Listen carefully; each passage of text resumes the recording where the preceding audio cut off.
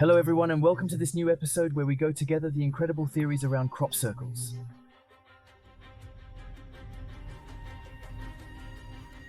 Crop circles are gigantic shapes with a rare perfection that would be drawn in crop fields.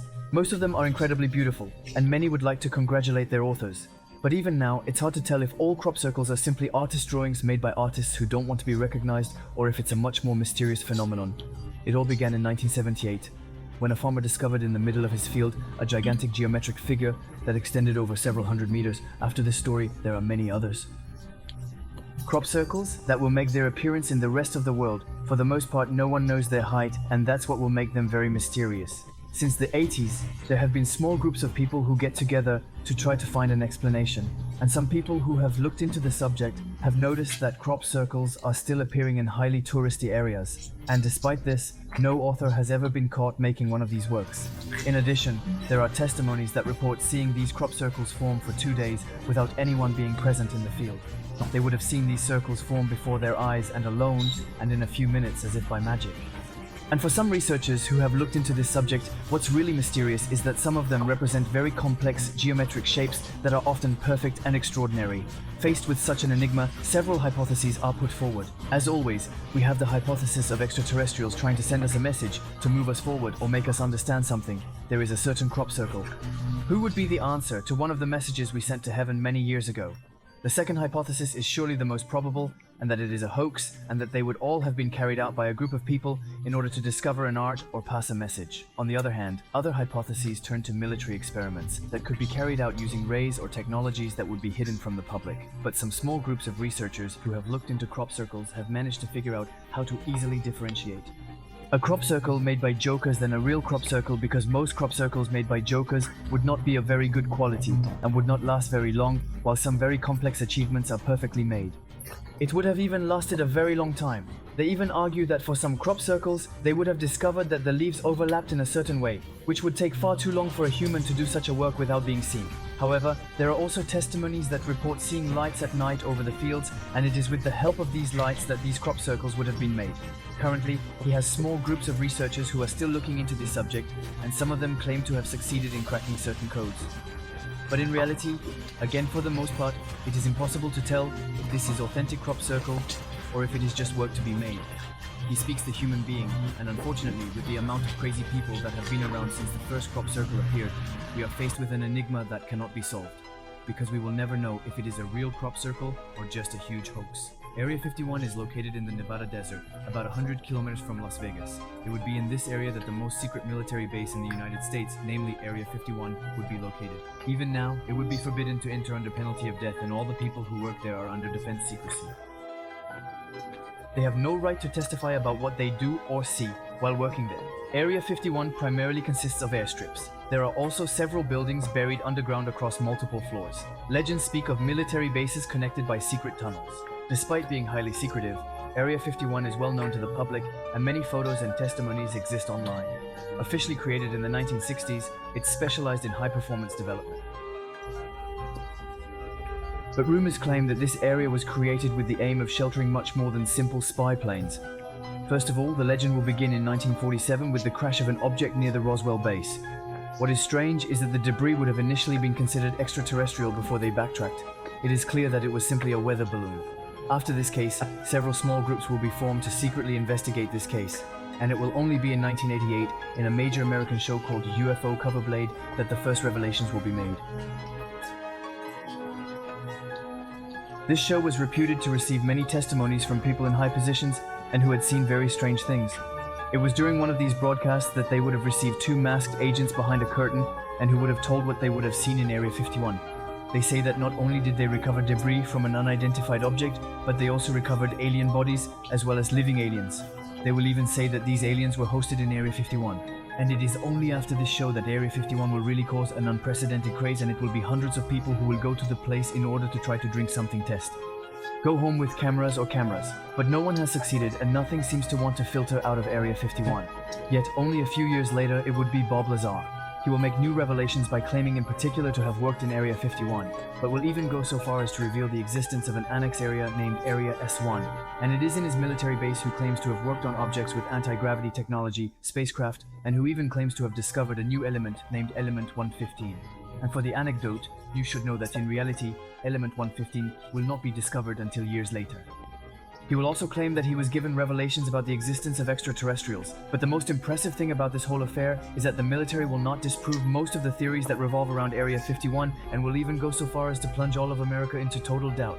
And in the 90s, there's going to be a very amazing little amateur movie that's going to surface, and that's going to raise a huge question about Area 51.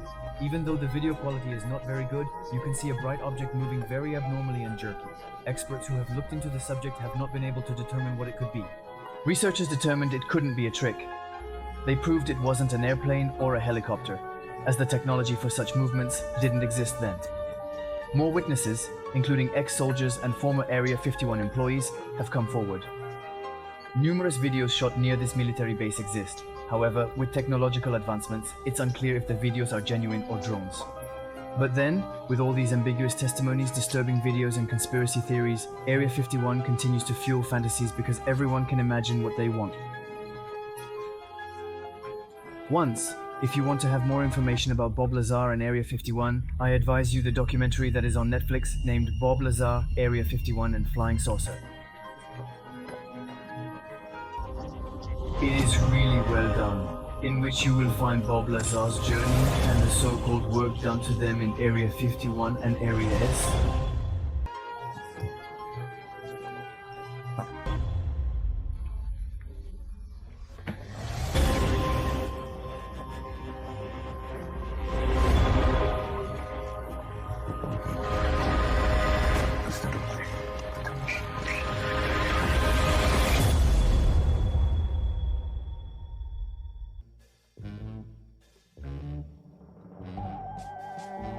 In the hinterland of Nice, we can find a site full of mysteries and stories, formerly called the Valley of the Devil.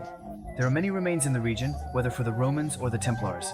But this place would also be known for being a unique place where every year it would be many people who would see unexplained phenomena in the sky. It all started in 1708 with a certain Pierre Meunier. He wrote writings to say that he had chariots of fire flying in the sky just above the Col de Vence. And since this story, every year, many testimonies are recorded and reported lights. Very strange. Wandering in the region mysteriously, one of the most mysterious and convincing testimonies is perhaps that of Pierre Brix, who reports having seen a physical object appear in the sky. So it was really a gigantic thing, and it was moving very slowly. It was even majestic. It's all people. Finally, the four witnesses all saw identical. And that's from his testimony. In 1994, there will be several researchers and ufologists who will go to the region. They will conduct different experiments to try to understand what can happen and what people might see in the Col de Vence.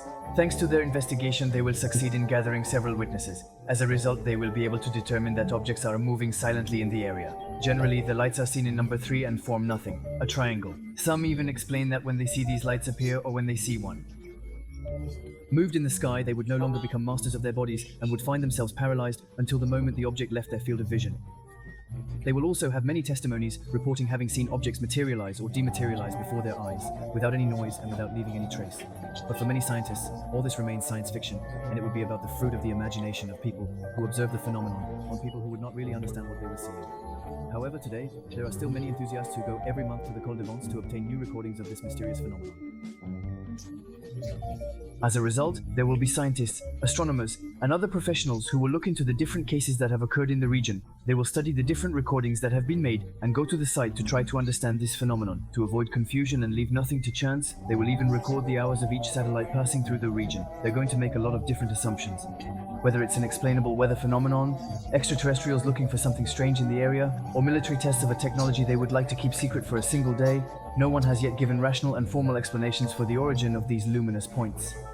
In addition, the local and national press regularly revives the debate on this strange mystery. In 1979, a service of experts on rare scientific phenomena was formed within CNES to deal with the testimonies that were collected in this area. They too will organize different investigation groups that are sent on site to try to understand the phenomenon, and as a result of their investigation, they arrive at the suite. that only 13% of the cases are considered authentic and can be considered as cases of unidentified phenomena.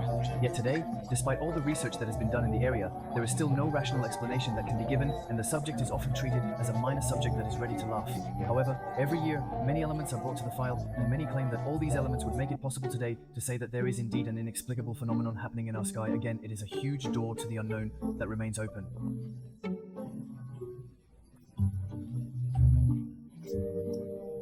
On the night of November 7th, 1990, a very strange phenomenon occurred in the sky of Montreal. A woman claims to have seen a light in the sky. She will then call the gendarmerie and describe several orange lights forming a kind of oval. All its lights would have in its center a kind of projector that would be directed towards the ground. This testimony would also be accompanied by a very mysterious photo taken the same evening by a local journalist. The reporter will also testify. And for him, he will describe species of light with an intense halo that was at about 1,000 meters altitude. He explained that he had never seen such and such again, while he often took pictures of the planes, and he would have even heard a kind of buzz coming from this object while he was several meters away. It is because the object would have remained static and motionless for many minutes that he would have managed to take this incredible photo. But these are not the only witnesses. There are many other testimonies. They claim to have seen these lights, and in total this unidentified object will be seen for more than 3 hours before they mysteriously disappear behind the clouds. Some witnesses will even go so far as to call the army. They felt in danger. They thought it was a spy plane or a plane that was going to attack them at the time. This case will make a lot of noise in the media, and several researchers and meteorologists will then look into the case to try to understand what may have happened by reading their testimony. The first theory they will make is that it could be some kind of aurora borealis phenomenon. But different researchers will succeed in proving that it cannot be an aurora borealis. For others, it could be a secret military operation that took place in the area. However, the colonel in charge of military operations at the time assured that there was no military test that night, nor any test in that area. Some photography specialists will then look at this shot and try to decode the image to find out if it is a trick, and will even be submitted to NASA services to ensure that it cannot be a fake.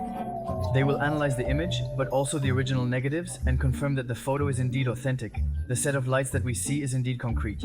They would have estimated their altitude at about 2,002, $1,700 NIN, but will not be able to define precisely what this object is at the time. It will be the first time in a Canadian National Research Council report that the word UFO will be used to explain the strange lights people saw that night. On the other hand, what is even more strange with this case is that 2 days later, 2 agents of the secret services of the government came to requisition all the testimonies that would have been recorded by the different gendarmeries. Currently, there are very few official documents on this case. We may never know the truth about this case. We will have to wait until it is declassified to have the original documents and understand what may have happened that evening. Oslo Airport is the second busiest airport in Scandinavia. Every day, thousands of passengers pass through boarding lounges. Traffic is therefore permanent and only stops in case of force majeure. However, on March 25, 2011, Oslo Airport will witness a strange event and will be forced to close its doors for many hours. He is an amateur photographer. He will make pictures that we will never see, but which will report the most striking facts. He was looking for a flight from Stockholm to be able to post himself in order to take pictures of the plane when he realized that strangely, the plane has gone out of its usual trajectory and starts circling near where he is. Accustomed to taking this kind of photos, and especially aviation photos, he quickly understands that there is a problem and he contacts the airport. Very quickly, dozens of planes will start circling around Oslo Airport without being able to land and without any official reason. The airport will then close its doors. That's more than 15,000 people. They will be immersed in this incredible mystery. The first rumors say that a plane has crashed, or that there is a plane on the therma that cannot take off. But there was no explosion in the vicinity, and the runways look clear.